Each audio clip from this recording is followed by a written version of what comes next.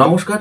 এই শীতকে আমরা কিন্তু কম বেশি সকলে ভয় করি, কিন্তু ভারতবর্ষ ছাড়া পৃথিবীর এমন বহু দেশ আছে যেখানে ভারতবর্ষের চেয়ে আরও বেশি তীব্র ঠান্ডা থাকে, যেখানে -90 থেকে 100 ডিগ্রি সেলসিয়াস থাকে।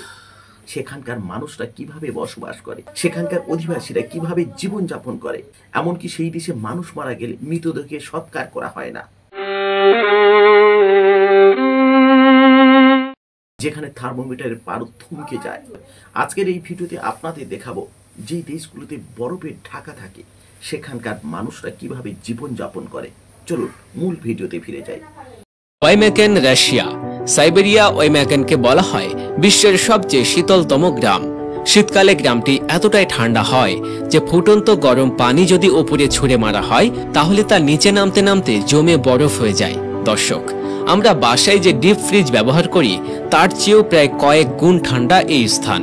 একটি ডিপ ফ্রিজের তাপমাত্রা থাকে সাধারণত -18 ডিগ্রি সেলসিয়াস, আর সেখানে শীতকালে তাপমাত্রা থাকে -50 ডিগ্রি সেলসিয়াসেরও নিচে। 1924 সালে এখনো পর্যন্ত সর্বোচ্চ তাপমাত্রা রেকর্ড করা হয়েছিল 71.2 ডিগ্রি সেলসিয়াস। জেনে অবাক হবেন যে শীতের সময় এই গ্রামে দিনে 3 ঘন্টার জন্য সূর্য দেখা যায়। অক্টোবর থেকে এপ্রিল পর্যন্ত বছরের 7 মাসই বরফে ঢাকা থাকে। সাধারণত শ্বাস প্রশ্বাস নেওয়া মুশকিল হয়ে যায় এখানে। প্রচণ্ড তুষারের মধ্যে শ্বাস নিলে সিগারেটে ধোয়ার মতো তৈরি হয়।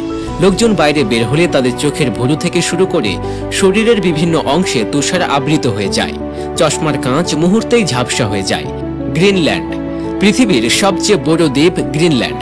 এই দ্বীপের 4 ভাগের 3 ভাগই বরফের তলায়। সূর্যের আলো এ দ্বীপে প্রায় আসে না বললেই চলে। সারা বছরই বরফে ঢাকা থাকে এই দ্বীপ। এই দ্বীপটির উত্তর অংশে এস্কিমো নামের এক সম্প্রদায় বাস করে, যারা গ্রিনল্যান্ডের আদি বাসিন্দা। এরা এমন এক শীতার্ত পরিবেশে বসবাস করে যেখানে শীতকালে তাপমাত্রা নেমে যায় -50 ডিগ্রি সেলসিয়াসেরও নিচে।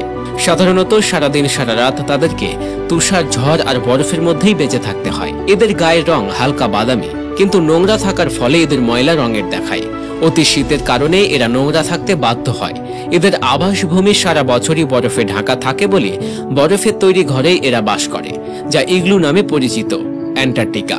দর্শক, অ্যান্টার্কটিকা নামটি শুনলে চোখের সামনে ভেসে ওঠে বরফে ঢাকা বিশাল একটা অঞ্চল, আর তার সাথে হাজার হাজার পেঙ্গুইন।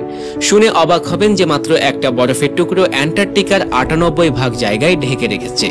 এই একটি মাত্র বরফের টুকরোই অ্যান্টার্কটিকাকে দিয়েছে পৃথিবীর 5ম বৃহত্তম মহাদেশের খেতাব। এই বরফের টুকরোটি প্রায় 14 মিলিয়ন বর্গ মাইল জায়গা জুড়ে বিস্তৃত এবং এটির দূরত্ব প্রায় 1 মাইল।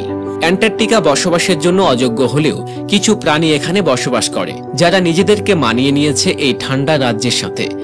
তো আজকের ভিডিও এই পর্যন্ত। দেখা হচ্ছে নতুন কোনো পর্বে নতুন কোনো তথ্য নিয়ে। তত সময় সকলে ভালো থাকবেন। সকলকে নমস্কার ও ধন্যবাদ।